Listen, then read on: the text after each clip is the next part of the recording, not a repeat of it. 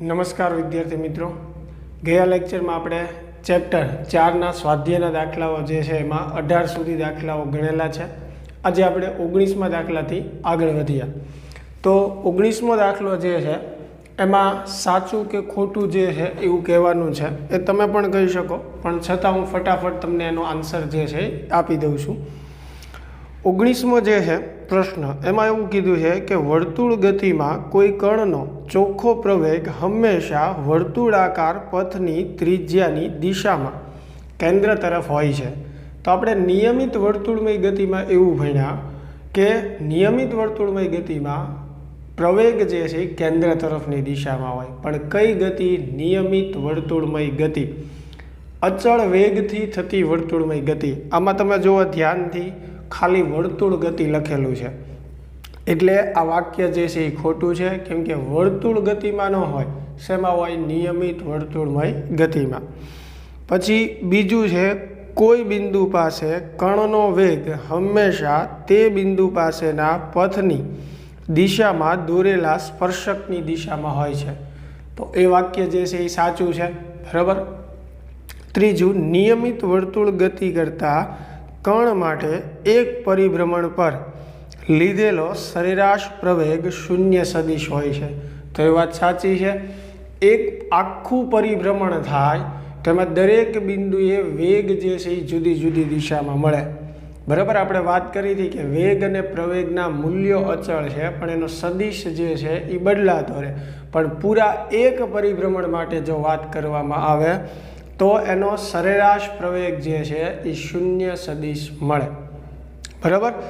એ તમે એમનામે સમજી શકો. જો દાખલા તરીકે આ નિયમિત વર્તુળમય ગતિ છે, બરાબર. આ પથ ઉપર આવી રીતે થતી હોય તો આ બિંદુએ પ્રવેગની દિશા તમને આમ મળે, તો આ બિંદુએ તમને આમ મળશે. એવી રીતે અહીંયા કોઈ બિંદુ લ્યો તો આવી રીતે મળશે, અહીંયા કોઈ બિંદુ, એવી રીતે બધા બિંદુ તમે સામ સામે લ્યો તે બધા બિંદુનો પ્રવેગ જુઓ પરસ્પર કેવી દિશામાં થાય? વિરુદ્ધ દિશામાં થાય. તો વિરુદ્ધ દિશામાં હોય એટલે સદિશોની બાદબાકી થાય. મૂલ્ય તો અહીંયા સમાન જ હશે. તો સમાન મૂલ્યના સદિશ હોય અને એની બાદબાકી કરો તો જવાબ શું આવવાનો? શૂન્ય સદિશ જ આવવાનો કે નહીં? એટલે આખા એક પરિભ્રમણ માટે પ્રવેગનો સદિશ જે છે એ કેવો થાય? શૂન્ય સદિશ થાય, બરાબર. ચાલો આગળ 20મા દાખલાની આપણે વાત કરીએ. 20માં કોઈ કણનો સ્થાન સદિશ. હવે જો સ્થાન સદિશ આપેલો છે r બરાબર 3t i cap minus 2t square j cap plus 4k cap. આ સ્થાન સદિશ આપણને આપેલો છે અને એવું પૂછ્યું છે કણનો વેગ અને પ્રવેગ મેળવો. પહેલો પ્રશ્ન જે છે આપણે કણનો વેગ અને પ્રવેગ. તો પહેલાં વેગ મેળવવા માટે આપણને ખ્યાલ છે કે સ્થાનાંતરનું સમયની સાપેક્ષે વિકલન કરવું પડે. તો આ સ્થાનાંતરનું સમીકરણ છે, એનું સમયની સાપેક્ષે વિકલન કરો. આ 3 એમનેમ ટીની સાપેક્ષે વિકલન 1 થાય, આઈ કેપ માઇનસ અહીંયા શું છે? T square. તો 2 ઘાત આગળ આવે એટલે 4, ટીની 1 ઘાત વધશે, જે કેપ. અને અહીંયા જો ટી વાળું પદ જ નથી એટલે અચળ પદ ગણાય. અચળ પદનું વિકલન થાય 0. તો આને વ્યવસ્થિત લખો હવે તો અહીંયા 3i કેપ માઇનસ 4t જે કેપ લે. તો આ વેગનો સદિશ મળી ગયો. હવે એના પછી આપણે પ્રવેગ મેળવવાનો છે. તો પ્રવેગ મેળવવા માટે શું છે? તો કે વેગનું સમયની સાપેક્ષે વિકલન કરવું પડે. તો વેગનું વિકલન કરીએ. આ વેગનું સમીકરણ છે. ફરી નાનું વિકલન કરો તો આ જો અચળ પદ, આમાં ટી આવતો જ નથી. અચળ પદનું વિકલન 0 માઇનસ અહીંયા 4, ટીની સાપેક્ષે વિકલન 1 થાય, પાછળ જે કેપ. તો એ બરાબર થશે માઇનસ 4j કેપ. રેડી? આ જે છે આપણને શું મળી ગયું?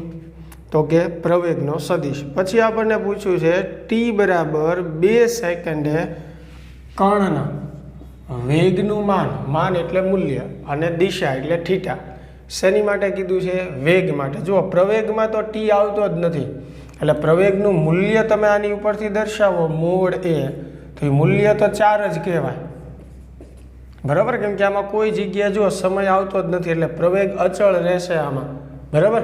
પણ આપણને પૂછ્યું છે વેગનું. વેગના સમીકરણમાં જુઓ ટી આવે છે, એટલે વેગનું જે સમીકરણ છે v બરાબર 3i કેપ માઇનસ 4tj કે, એમાં ટી બરાબર આપણે શું કરીએ 2 સેકન્ડ મૂકીએ, તો ટી બરાબર તમે 2 મૂકી દો એટલે આ 3i કેપ માઇનસ 4, જ્યાં ટી ભળો ત્યાં 2 મૂકવાના, તો v બરાબર શું થશે 3i કેપ 4 દુ 8 એટલે 8j કેપ. એટલે આ ટી બરાબર 2 સેકન્ડે વેગનો સદિશ મેળવ. પણ આપણે મેળવવાનું છે માન એટલે અંડરરૂટ xm² વત્તા ym². હવે તો આવડે ને માન મેળવતા. હવે 3² જે છે એ કેટલો થાય 9, અને 8² જે છે એ કેટલો થાય 64, બરાબર. ખાસ ચેક કરી લેજો કાંઈ સાદું રૂપમાં ભૂલ હોય તો 64 વત્તા 9 કરો અને એનું વર્ગમૂળ કાઢી લો. 64 વત્તા 9 કરો એટલે 73, અને એનું વર્ગમૂળ કાઢો એટલે 8.54. તો આનું માન જે છે કેટલું આવશે 8.54 મીટર પ્રતિ સેકન્ડ. સરળ થઈ ગયું, બરાબર. સમીકરણ આપણને એકવાર ચેક કરી લઈએ, ભૂલ નથી ને. 3ti cap minus 2t² j cap plus 4k cap, આનું વિકલન કરો એટલે 3, અહીંયા 2 આગળ આવશે એટલે માઇનસ 4t.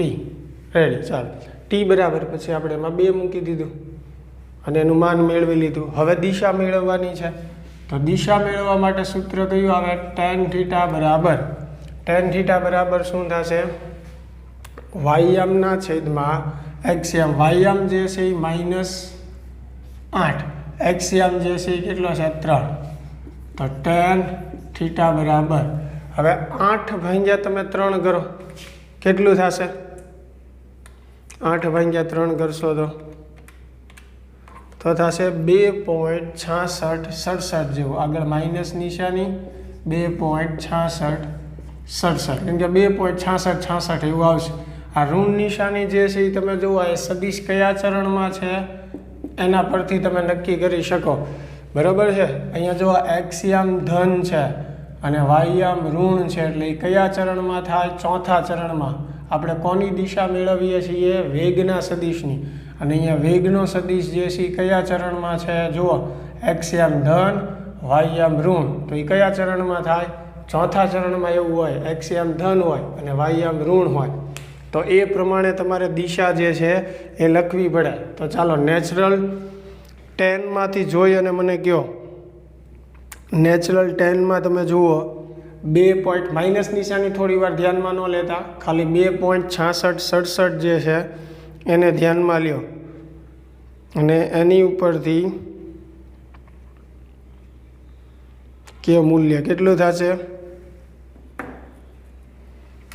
એ 69.8 કે 6 જેવું આવશે, બરાબર. એટલે તમે ધારો તો નિયર અબાઉટ તમે 70 ડિગ્રી જેવું લખી શકો. બાકી 69.8 આજુબાજુ અથવા 7 ડિગ્રી આજુબાજુ તમે લખી શકો.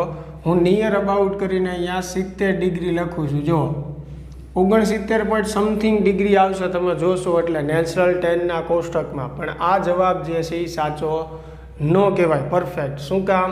તો કે આ સદિશ કયા ચરણમાં છે 4થા ચરણમાં, એટલે અહીંયા તમારે લખવું પડે કે 4થા ચરણમાં ધન એક્સ અક્ષ સાથે. અથવા મેં તમને શીખવાડ્યું હતું કે આવી રીતે ન લખવું હોય તો 4થા ચરણનો જવાબ આપણે લખવો હોય તો 360માંથી આપણે શું કરવું પડે બાદ કરવું પડે ને. એટલે 360માંથી 70 જે છે એ બાદ કરો, બરાબર. એટલે એ કેટલું આવશે 290 ડિગ્રી જે છે એ આવશે. રેડી? સમજાય છે? એટલે ખાસ આ વસ્તુમાં ધ્યાન રાખજો, જ્યારે પણ કોઈ સદિશનો તમે ખૂણો મેળવો હો ત્યારે એ સદિશ કયા ચરણમાં છે એ જાણ તમને હોવી જોઈએ, અને એ પ્રમાણે તમારે દિશા એટલે કે એનો ખૂણો લખવાનો છે. ચાલો, 2 વસ્તુ આપણને કીધી હતી, બરાબર. પહેલાં વેગ અને પ્રવેગના સદિશ, પછી 2 સેકન્ડ પાસે વેગનું માન અને એની દિશા. ફટાફટ લખી નાખો વિડીયો પોઝ કરીને, પછી આગળ વધીએ.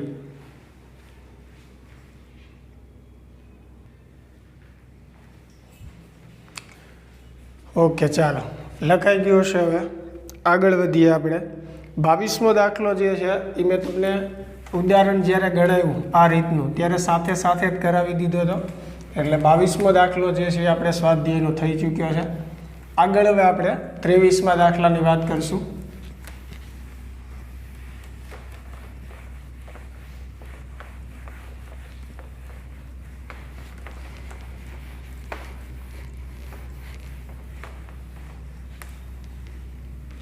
ચાલો 23મા દાખલાની આપણે વાત કરીએ તો એમાં ફક્ત તમને એવું કીધું છે કે અવકાશમાં કોઈ 20મો દાખલો આપણે ગણ્યો, ત્યારબાદ 21મો દાખલો જે છે આપણે થઈ ચૂક્યો છે. 22મા દાખલાની આપણે વાત કરીશું. હવે 22મો જે છે દાખલો, એમાં તમને એવું કીધું છે આઈ તથા જે અનુક્રમે એક્સ અને વાય અક્ષ પરના એકમ સદિશ છે. તો એ તો આપણને ખ્યાલ જ છે. સદિશો આઈ પ્લસ જે તથા આઈ માઇનસ જેના મૂલ્યો અને દિશા કઈ હશે? તો આ તો બહુ સિમ્પલ છે અને આપણે એ કહી દઈએ. પહેલો પ્રશ્ન જે છે એમાં એક સદિશ આપણે ગણીએ આઈ પ્લસ જે, જેને એ સદિશ એવું નામ આપી દઈએ. તો એનું મૂલ્ય અને દિશા કીધું છે. તો આ તો આવડવું જ જોઈએ બાળકો તમને, બરાબર. એક્સએમનો વર્ગ વત્તા વાયએમનો વર્ગ. રેડી? હવે 1 + 1 એટલે √2 થાય. દિશા મેળવવાની છે તો દિશા એટલે શું થાય? વાયએમના છેદમાં એક્સએમ. એટલે tan θ બરાબર 1 આવશે. આવા દાખલા મેં ગણાવેલા છે અને આ પણ ઉદાહરણ તરીકે તમને સમજાવેલું છે, એટલે ફટાફટ અહીંયા લખી નાખું છું. θ બરાબર આવશે 45. ટેનની કિંમત 1 ક્યારે થાય? તો કે θ 45 હોય તો, એટલે θ બરાબર આપણે શું લખશું? 45. ખાસ એ ધ્યાન રાખજો વિદ્યાર્થી મિત્રો, અહીંયા બંને યામ જે છે એ ધન છે, એટલે પ્રથમ ચરણમાં થયો સદિશ, એટલે હવે તમારે અહીંયા કોઈ ફેરફાર નથી કરવાનો. એવી જ રીતે બીજો સદિશ જે છે જેને બી કહી દો, આઈ માઇનસ જે, તો એનું માન તમે મેળવશો એટલે √ એક્સએમનો વર્ગ વત્તા વાયએમનો વર્ગ. તો આનું માન જે છે એ પણ કેટલું આવશે? √2 જ આવશે. એની દિશામાં થોડોક ફેરફાર થશે. tan θ બરાબર વાયએમ -1 છે, એક્સએમ +1 છે, એટલે આ -1 થાય. એટલે ટેનની કિંમત 1 ક્યારે આવે? તો કે θ જે છે એ 45 હોય તો. પણ જુઓ આ સદિશ જે છે એક્સએમ ધન છે અને વાયએમ જે છે કેવો છે? ઋણ છે. તો એક્સએમ ધન અને વાયએમ ઋણ એટલે કયું ચરણ થાય? ચોથું ચરણ. એટલે આપણે આમ લખવું પડે કે ચોથા ચરણમાં ધન એક્સ અક્ષ સાથે આ ખૂણો, અથવા આ મેં તમને શીખવાડેલું છે આવી રીતે જવાબ ન લખવો હોય તો ચોથા ચરણમાં આપણે શું કરવું પડે? 360 બાદ કરવું પડે કે નહીં? એટલે તો આ આન્સર આપણે આમ લખવો પડે 315 ડિગ્રીએ. રેડી? એટલે જુઓ યામનું મૂલ્ય હરખું જ છે પણ સંજ્ઞા અલગ છે, એટલે એના આધારે ચરણ બદલાઈ જાય અને ચરણ બદલાય એટલે એ પ્રમાણે આન્સર બદલાય. ખાસ ધ્યાન રાખજો સદિશના દિશા મેળવવામાં. હવે આમાં ને આમાં બીજો પ્રશ્ન જે છે અલગ દાખલા જેવું જ છે કે સદિશ એ 2i + 3j હોય, એટલે સદિશ એ ને આપણે આ કહીએ તો એની i + j તથા i - j ની દિશાનો ઘટક શોધો. આલેખની રીતનો ઉપયોગ કરી શકાય, આપણે ગણતરી રીતનો ઉપયોગ કરશું. i + j ની દિશાનો ઘટક મેળવવાનો છે અને i - j. પહેલાં છે ને આમાં પણ આપણે બે કિસ્સા લઈએ. સદિશ એ તો ફિક્સ જ છે 2i + 3j. પછી સદિશ બી તરીકે આપણે i + j ને લઈએ. એટલે તમને શું કીધું છે? એનો ઘટક જે છે એ બીની દિશામાં, એટલે કે i + j ની દિશાનો ઘટક મેળવવાનો. તો તમારી પાસે જો આવું સૂત્ર છે cos θ બરાબર a.b છેદમાં ab, એટલે કે એનું માન બીનું માન. હવે ઘટક તમારે કોનો મેળવવાનો છે? એનો. કોની દિશામાં? તો કે બીની દિશામાં, એટલે કે i + j ની દિશામાં. પણ ઘટક આપણે કોનો મેળવવાનો છે? એનો. એટલે એ જે છે ને એને આ બાજુ ગુણાકારમાં લાવો આ સૂત્રમાં, તો a cos થીટા બરાબર શું થશે? a ડોટ b છેદમાં બીનું માન. એટલે a cos થીટા જુઓ, એ જે છે ને આ બાજુ ગુણાકારમાં લાવવું એટલે a cos થીટા એટલે એનો ઘટક થઈ ગયો કે નહીં? આ તો તમે સમજી શકો ને. તો એ આપણે મેળવવાનો છે કોની દિશામાં? બીની દિશામાં. એટલે અહીંયા જુઓ છેદમાં ખાલી બી જ છે, ઉપર શું છે? a અને b નો ડોટ ગુણાકાર. તો ડોટ ગુણાકાર તમને આવડે. હવે હું ડાયરેક્ટ અહીંયા ડોટ ગુણાકાર લખીશ. બે સદિશનો ડોટ ગુણાકાર કરીએ તો x નો ડોટ ગુણાકાર થાય, 2 ગુણ્યા 1 એટલે 2, અને i ડોટ i શું થાય? 1 થાય. એટલે આપણે લખતા નથી. પછી વત્તા આવશે 3 ગુણ્યા 1 એટલે 3, અને જે ડોટ જે 1 છેદમાં આવશે બીનું માન. બીનું માન શું આવશે? √2 આવશે કે નહીં? બી અહીંયા છે, બીનું માન તો આવડે ને મેળવતા, √2 આવશે. તો આ ઘટક જે છે a cos થીટા કેટલો થશે? ઉપર 5 આવશે, છેદમાં √2 આવશે. રેડી? હવે આમાં ને આમાં ફરીને પાછું કઈ રીતે ગણવાનું છે? તો કે સદિશ a બરાબર 2i પ્લસ 3j લેવાનું છે. પણ હવે સદિશ બીજો કયો લેવાનો છે? i માઇનસ j લેવાનો છે. જો સમજાય છે? બીજો સદિશ કયો લેવાનો છે? i માઇનસ j ની દિશાનો ઘટક. એટલે સૂત્ર આ જ આવશે કે ભાઈ a cos થીટા બરાબર a ડોટ b છેદમાં બીનું માન. હવે a ડોટ b એટલે 2 ગુણ્યા 1 એટલે 2 થશે, i ડોટ i 1, 3 ગુણ્યા -1 એટલે -3 થાય, છેદમાં બીનું માન તમે જુઓ √2 જ આવશે. તો a cos થીટા બરાબર માઇનસ ઉપર 2 - 3 એટલે -1 વધે, છેદમાં √2. એટલે જો આ a નો ઘટક મળ્યો કહેવાય b ની દિશામાં. એવી જ રીતે અહીંયા પણ a નો ઘટક b ની દિશામાં. પણ પહેલાં b એટલે આ સદિશ લેવાનું હતું, અને આ બીજા કિસ્સામાં b એટલે i માઇનસ j લેવાનું હતું. ક્લિયર? ચાલો લખી લો ફટાફટ, પછી આપણે આગળ વધીએ.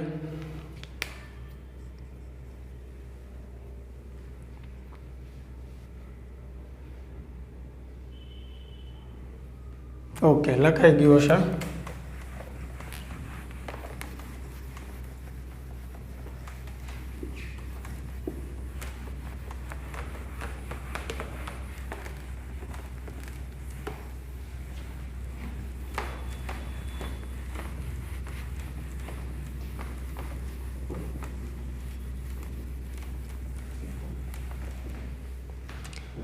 ચાલો 23માં તમારે સાચું સૂત્ર ગોતીને બતાવવાનું છે કે નીચેના પૈકી કયો સંબંધ સાચો છે. બરાબર? તો તમે ધ્યાનથી જુઓ. અચળ પ્રવેગી ગતિ માટે અથવા આપણે સરેરાશ વેગ અને સરેરાશ પ્રવેગના જે સૂત્ર છે બી અને ઈ. સરેરાશ વેગનું સૂત્ર શું થાય? x2 - x1 છેદમાં t2 - t1. તો આમાં જો r2 - r1 છેદમાં t2 - t1 આપેલા છે. બરાબર? એવી જ રીતે સરેરાશ પ્રવેગમાં જુઓ v2 - v1 છેદમાં t2 - t1. તો એ બે સૂત્રો જે છે એ સાચા છે. બરાબર? એટલે બી અને ઈ જે છે એ સંબંધ જે છે એ સાચો છે એમ કહી શકીએ. સૂત્ર તો ભણ્યા જ છીએ આપણે, એટલે એની ઉપરથી તમને ખ્યાલ આવે કયા સૂત્રનો ક્યારે ઉપયોગ થાય. ક્લિયર? ચાલો 24મું જે છે એ પણ ફટાફટ આપણે સોલ્વ કરશું. હવે એમાં પણ આપણે સાચું કે ખોટું જે છે એ કહેવાનું છે 24માં. તો અદિશ રાશિ તે છે કે જે, પહેલું વાક્ય શું છે? અદિશ રાશિ તે છે, એટલે અદિશ રાશિ વિશેની વાત છે આમાં બધી, કે જે કોઈ પ્રક્રિયામાં અચળ હોય. એટલે એવું કહેવા માગે છે કે અદિશ રાશિ આપણે એને જ કહી શકીએ કે જે અચળ હોય. તેવું જરૂરી નથી. બરાબર? અદિશ રાશિ જે છે એ અચળ હોય એવું જરૂરી. દાખલા તરીકે તાપમાન છે, બરાબર, સમય જે છે, સમય અદિશ છે તો એ હું અચળ હોય. એટલે જરૂરી નથી કે અદિશ રાશિ જે છે એ અચળ જ હોય. એટલે એ વાક્ય જે છે એ ખોટું છે.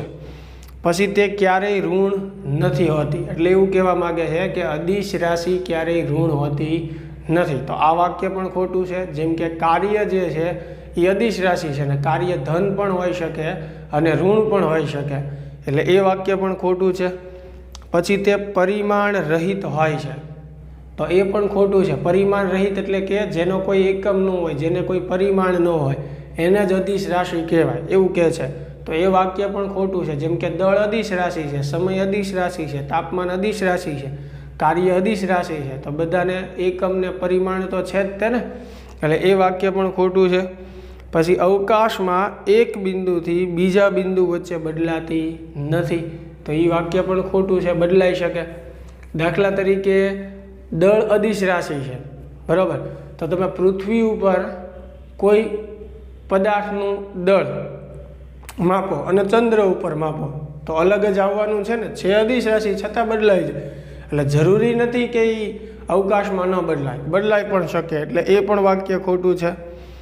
પછી તે દરેક અવલોકનકાર માટે એક મૂલ્ય હોય છે, પછી ભલે તેના યામાક્ષોના નમન જુદા હોય. આ વાક્ય સાચું છે. દરેક અવલોકનકાર માટે એક હોય, યામાક્ષોના નમન જુદા, એટલે કે આપણે જુદી જુદી જગ્યાએથી એનું અવલોકન કરીએ, બરાબર, તો તેમ છતાં અવલોકનકાર માટે, દરેક અવલોકનકાર માટેનું મૂલ્ય સમાન હોય. દાખલા તરીકે આપણે સમય અદિશ રાશિ છે, બરાબર છે, તો સમય જે છે આપણે અત્યારે હાલની સ્થિતિ પ્રમાણે વાત કરતા હોઈએ તો કોઈ પણ જોવે સમય સરખો જ આવવાનો, સિવાય કે એની ઘડિયાળ બગડી ગઈ હોય તો, અથવા કોઈ પદાર્થનું દળ તમે પૃથ્વી ઉપર માપો એક જ સ્થાને, બરાબર છે, તો એ દળે સમાન જ આવવાનું છે. એટલે એ વાક્ય જે છે એ સાચું છે. ચાલો, ક્લિયર. 25મા દાખલાની આપણે વાત કરીએ. તો કોઈ એક વિમાન પૃથ્વીથી 3400 મીટરની ઊંચાઈએ ઉડી રહ્યું છે. જો પૃથ્વી પરના કોઈ અવલોકન બિંદુ પાસે વિમાન દ્વારા 10 સેકન્ડમાં કપાયેલ અંતર 30નો કોણ બનાવતું હોય તો વિમાનની ઝડપ કેટલી હશે? જો દાખલા તરીકે આ અવલોકન બિંદુ છે O. હવે અહીંયા વિમાન છે, સમજી લો. તો પહેલાં અહીંયાથી આપણે વિમાનને જોઈએ એટલે આ દ્રષ્ટિ રેખા રહે, ત્યાંથી વિમાન ગતિ કરતું કરતું ધારો કે અહીંયા આવે, એટલે અહીંયા આપણે વિમાનને જોઈએ એટલે આ દ્રષ્ટિ રેખા રહી. તો આ બે વચ્ચેનો જે ખૂણો બને છે એ કેટલો બને છે? 30 ડિગ્રી. પછી આ વિમાન જે છે આટલું અંતર કાપે છે, અને A કહી દઈએ અને B કહી દઈએ, એટલે આ આટલું અંતર વિમાન દ્વારા કપાય છે. અને જમીનથી જે અવલોકન બિંદુ છે, આ જે અવલોકન બિંદુ છે ત્યાંથી વિમાનની ઊંચાઈ જે છે એ કેટલી આપેલી છે? આપણને 3400 મીટર આપેલી છે. ઊંચાઈ કેટલી આપેલી છે? આપણને 3400 મીટર. આપણને એવું પૂછ્યું છે 10 સેકન્ડમાં, એટલે સમય જે છે એ કેટલો લેવાનો છે? 10 સેકન્ડમાં એ A થી B બિંદુ સુધી પહોંચે અને 30નો ખૂણો રચે તો એની ઝડપ. હવે ઝડપ એટલે શું થાય? પથ લંબાઈના છેદમાં સમયગાળો. હવે સમય તો આપેલું જ છે ને 10 સેકન્ડ, પથ લંબાઈ એટલે આ જે વિમાને કાપેલું કુલ અંતર છે એ અંતર A થી ક્યાં સુધી જવાનું છે? B સુધી. તો અહીંયા હું નામ આપી દઉં C. હવે જો મારે AB મેળવવું હોય તો સીધી વાત છે, આ ખૂણો પહેલાં તો 15 થશે, આખો કેટલો છે? 30નો, તો અડધો ખૂણો 15નો થશે. તો એમાં હું ઉપયોગ કરું tan 15નો, તો tan 15 એટલે શું થશે? સામેની બાજુ એટલે AC, પાસેની બાજુ એટલે OC. હવે tan 15 જે છે નેચરલ ટેનમાં તમે જુઓ અને નેચરલ ટેનમાં જોઈ અને એની વેલ્યુ કેટલી થશે કયો? tan 15ની તો 0.2679 જેવું આવશે. એટલે tan 15 જે છે 0.2679. AC મારે મેળવવું છે. OC એટલે કેટલું આવશે? 3400. જો OC એટલે આ માપ થયું અને કેટલું થશે? 3400 મીટર. તો આમાંથી AC બરાબર કેટલું મળશે તમને? તો કે ભાઈ AC બરાબર મળશે 0.2679 એને ગુણ્યા 3400 મીટર. તો 0.2679 એને ગુણ્યા 3400 કરો એટલે 910.86 આવશે. AC બરાબર આવશે 910.86 મીટર. આપણે પથ લંબાઈ એટલે કયું અંતર જોતું છે? AB. તો અહીંયા સીધું તમને દેખાય છે AB બરાબર શું થશે? 2AC. એની કરતાં ડબલ જ થશે કે નહીં? એટલે 2 ગુણ્યા 910.86 બરાબર। તો એને ગુણ્યા આપણે 2 કરી નાખીએ એટલે 1821.72 આવશે।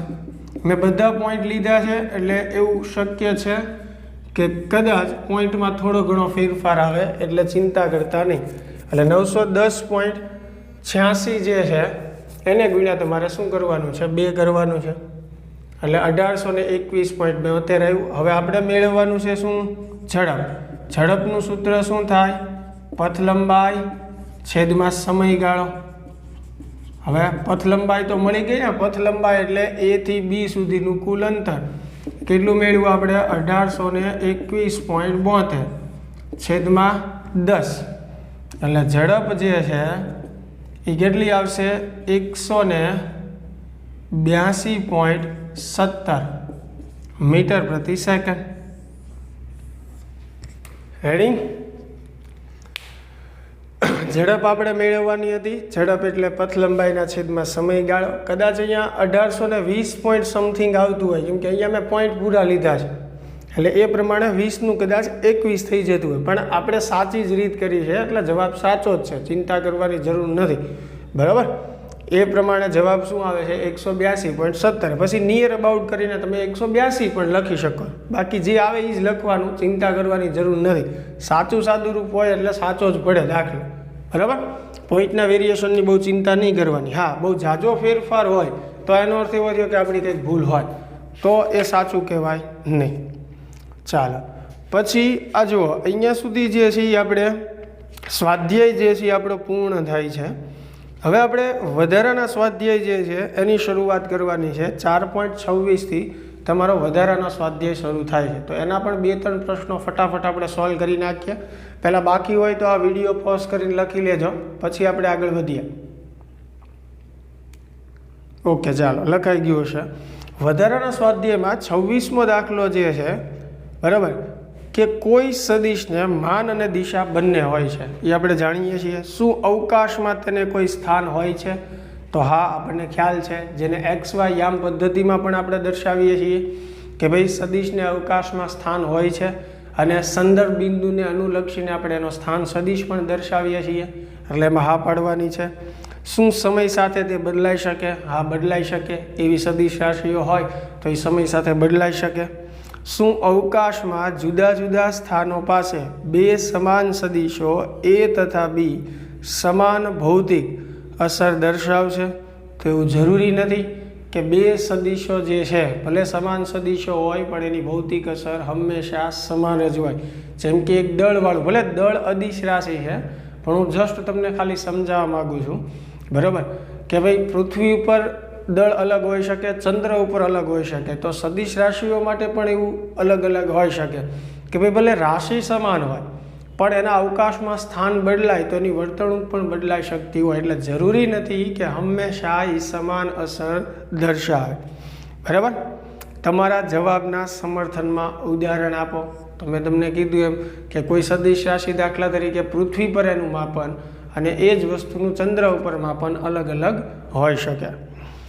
27મો જે છે, કોઈ સદિશને માન તથા દિશા બંને હોય છે, તો શું તેનો અર્થ એ થાય કે કોઈ રાશિ જેને માન અને દિશા બંને હોય તે સદિશ જ છે? એવું જરૂરી નથી, કારણ કે વર્તુળમય ગતિમાં વાત કરીએ તો વર્તુળમય ગતિમાં એક પૂરા પરિભ્રમણ માટે સરેરાશ પ્રવેગ જે છે એ કેવો મળે? શૂન્ય સદિશ મળે। હા, નાના નાના ગાળા માટે, આપણે સૂક્ષ્મ ગાળા માટે અથવા કોઈ સૂક્ષ્મ બિંદુએ જ્યારે આપણે પ્રવેગની દિશા વ્યાખ્યાયિત કરીએ ત્યારે એ સદિશ તરીકે રજૂ થાય છે, પણ નિયમિત વર્તુળમય ગતિમાં આખા એક પરિભ્રમણ માટે તમે વાત કરો તો સરેરાશ પ્રવેગ જે છે એ શૂન્ય થાય, એટલે સંપૂર્ણ એક પરિભ્રમણ માટે આપણે એને સદિશ તરીકે રજૂ કરી શકતા નથી। હા, સૂક્ષ્મ ગાળાઓ માટે પરિભ્રમણ દરમિયાન આપણે કરી શકીએ, એટલે જરૂરી નથી કે હંમેશા જેને માન અને દિશા હોય એ સદિશ જ હોય, બરાબર, અમુક આવા રેર કેસમાં। પછી 28મો જે છે કે કોઈ વર્તુળાકાર લૂપમાં વાળેલ તારની લંબાઈ, કોઈ સમતલ ક્ષેત્રફળ અને કોઈ ગોળ। જો સમજો, 3 કિસ્સા છે। પહેલા કિસ્સામાં લંબાઈ કીધી છે, બીજા કિસ્સામાં ક્ષેત્રફળ કીધું છે, અને ત્રીજામાં ગોળો. ગોળો શેની સાથે સંકળાય? કદ સાથે. એટલે તમારે આ પ્રશ્ન એમ સમજવાનો છે કે આપણને એમ પૂછ્યું છે કે લંબાઈ, ક્ષેત્રફળ અને કદ આ ત્રણમાંથી કોને સદિશ સાથે સાંકળી શકાય? લંબાઈ, ક્ષેત્રફળ અને કદ આ ત્રણમાંથી કઈ સદિશ રાશિ છે? તો યાદ રાખજો, ક્ષેત્રફળ સદિશ રાશિ છે. મેં તમને પહેલાંય કીધું હતું કે કોઈ સમતલ હોય તો એનો ક્ષેત્રફળ સદિશ જે છે એને લંબ અને બહારની તરફ દર્શાવાય. આ સમતલનો ક્ષેત્રફળ સદિશ એને લંબ અને બહારની તરફ આવી રીતે આવે. ધારો કે કોઈ સમતલ આવી રીતે મૂકેલું હોય તો એનો ક્ષેત્રફળ સદિશ એને લંબ બહારની તરફ આવી રીતે દર્શાવી શકાય. એટલે ક્ષેત્રફળ સદિશ રાશિ છે એટલે કોઈ સમતલનું ક્ષેત્રફળ સદિશ સાથે સાંકળી શકાય. બરાબર. લૂપની લંબાઈ કે ગોળાનું કદ સદિશ સાથે સાંકળી શકાય નહીં. ક્લિયર?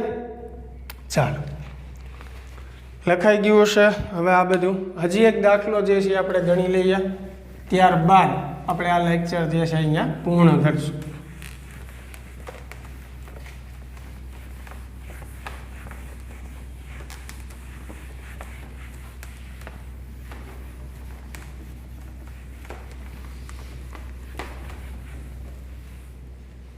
ચાલો, વધારાના સ્વાધ્યાયમાં 29મો દાખલો જે છે